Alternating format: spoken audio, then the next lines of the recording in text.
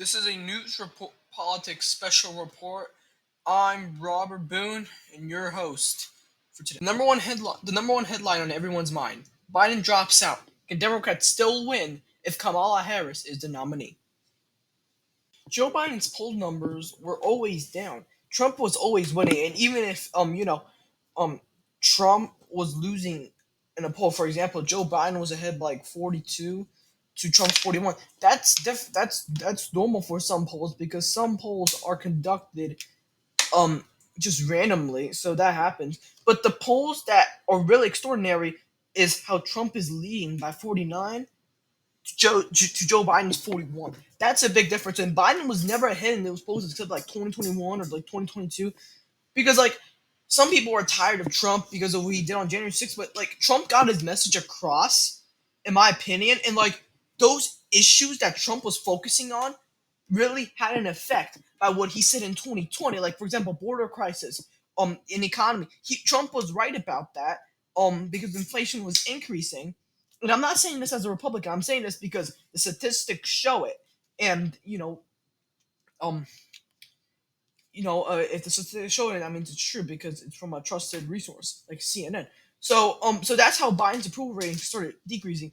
Biden's approval rating, it decreased to like under 50% by like December because in October of 2020, I remember this specifically, there was nearly like a government shutdown or something like that. So that's what really drove people down because Thanksgiving was coming up, a open border, more and more undocumented immigrants were coming in by like May, I think. Like Martha Radis was reporting on from ABC on This Week. I remember that specifically. But yeah, Biden, he tried focusing on the issues, but did he get his message out across in 2020? Did he promise most of this stuff? Well, he promised like I would say like 20 or 25, maybe 40% of it, but he didn't. He really didn't do well much of it because it really you know it really didn't do well for Republicans and mainly independent voters in swing states like purple states like Michigan, Wisconsin, Georgia, Arizona, and Nevada. Those are the states that Pennsylvania. Those are the states that Biden won in 2020, but he's losing them now because he got his message out across. He promised it. Did he deliver? He delivered some of it, but most of it went backwards. And that's what drove voters across saying, "Hey, enough is enough." We looked at statistics on Trump. We know that Trump is war. We know that Trump is also a bad person, but at least he's better than Biden. That's why people are voting for Trump these days. And is RFK a spoiler candidate? At this point in July, he is a spoiler candidate. Because if you're not winning poll by July, like if you're not ahead, you're cooked. You're not gonna win. Because he's not even winning in every single state.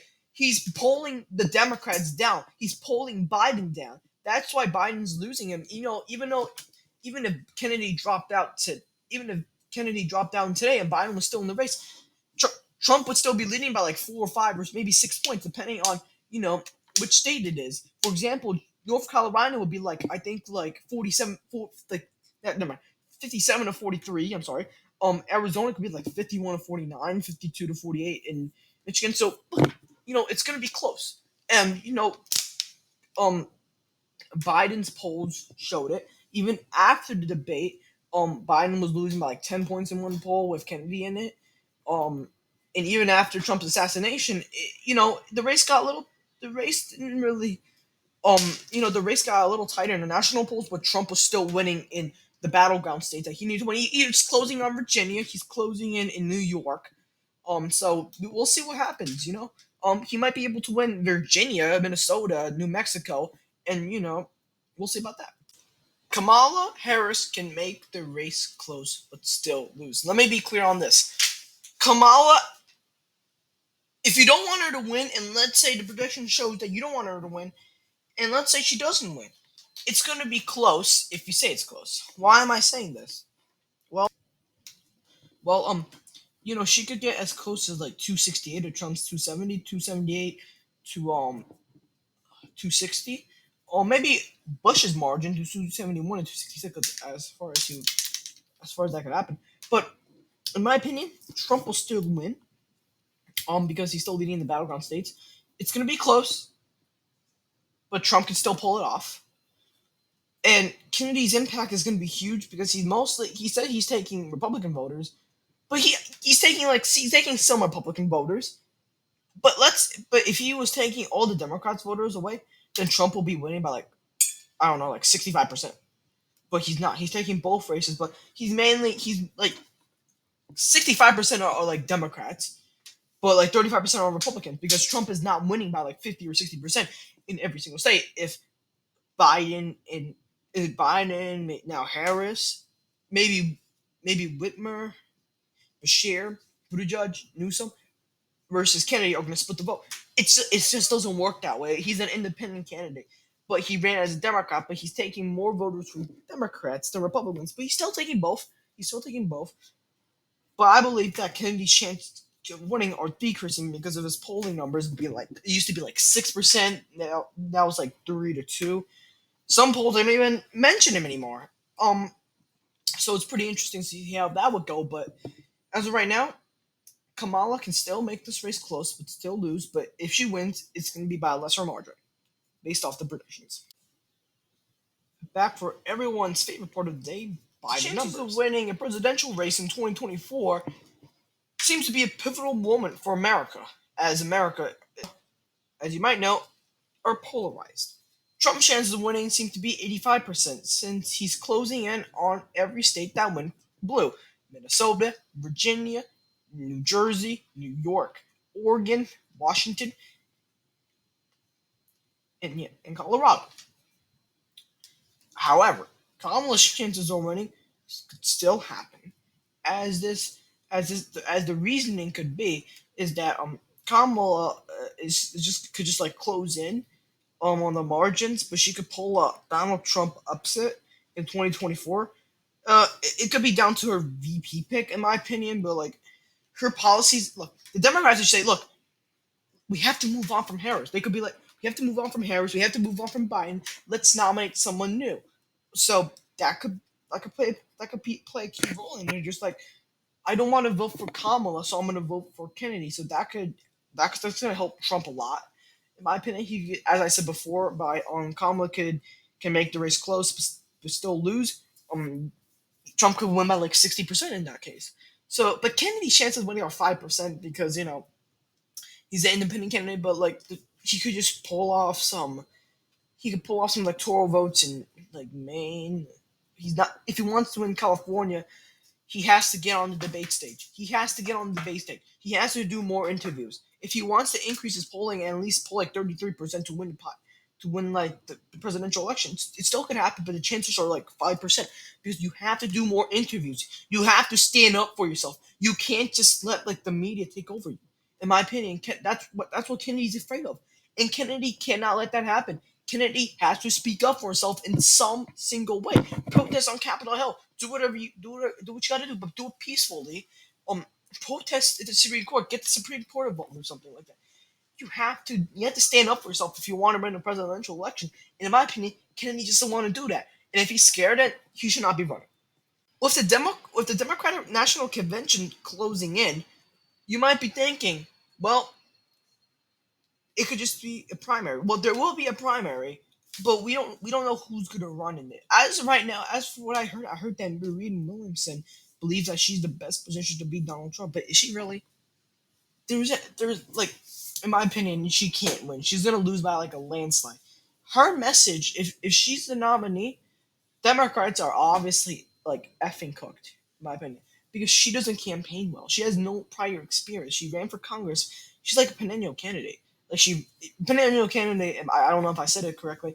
Perennial candidate is when you run for multiple offices. And if you run for office, like you run for different offices, but you still lose because like you're just not popular. You just have a strong disapproval rating, and she might be the nominee, but right now it's mostly Harris. And what I expect from the DNC is you're gonna see it could be a contested convention if more high profile people run. Like I named it before: Pete Buttigieg, Gretchen Whitmer, Bill Murphy, Eric Adams, as I said before, Gavin Newsom, Pete Buttigieg.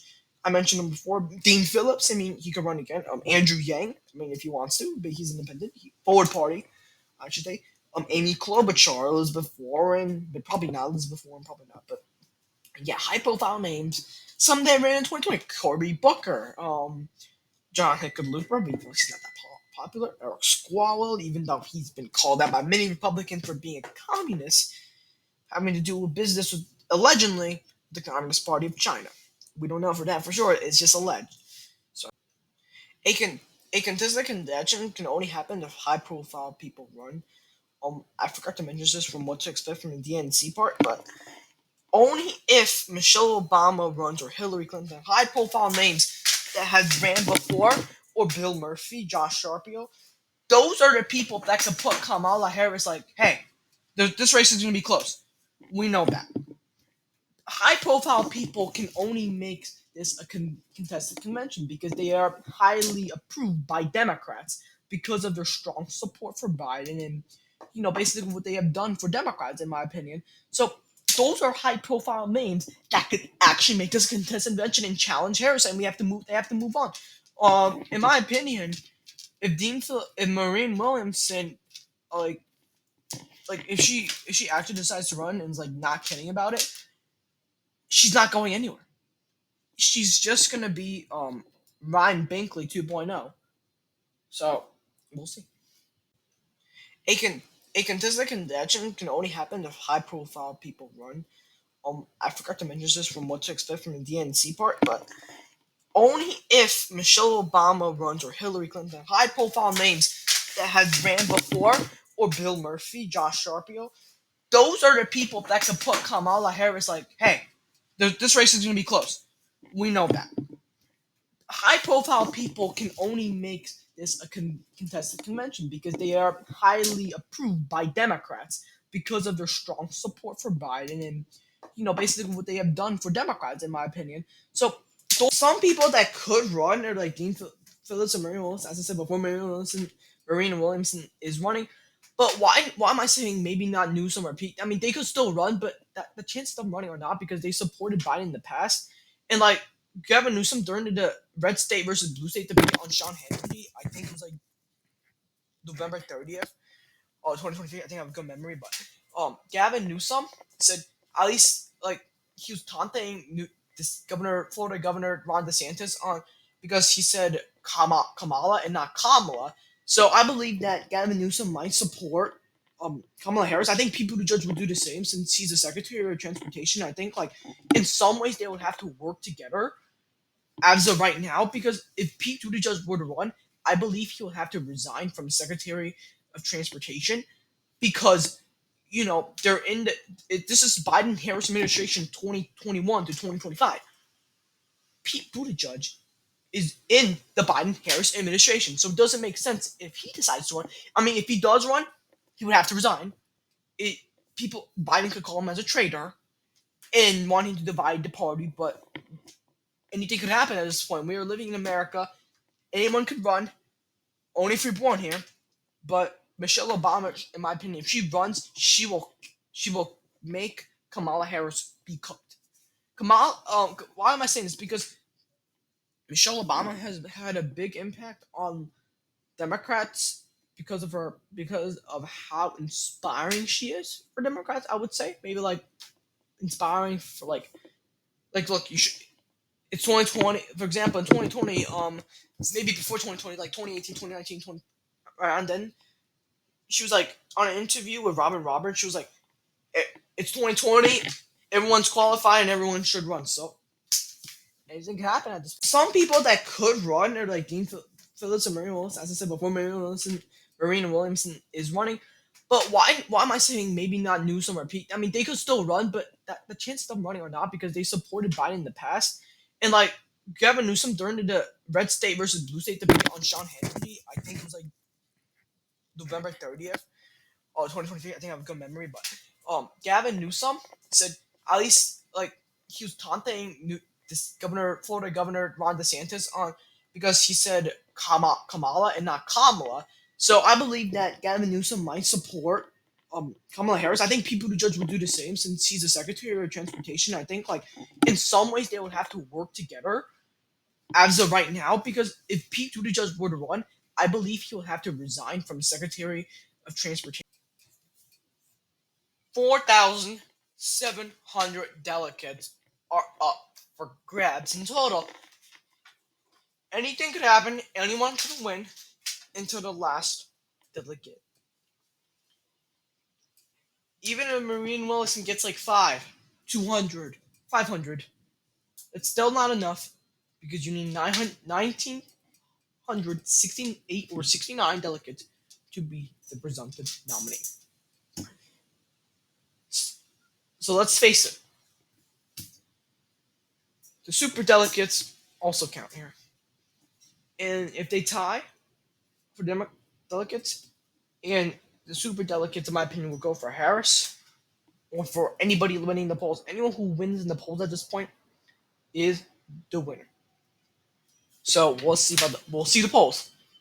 We'll see the polls, and we'll see what happens. We'll see if any high profile people are in it, and if any high profile people are in it, like people who just, for example, if Michelle Obama, if there was a poll from writers, I mean CNN, like CNN or something like that. I'm just making stuff at this point.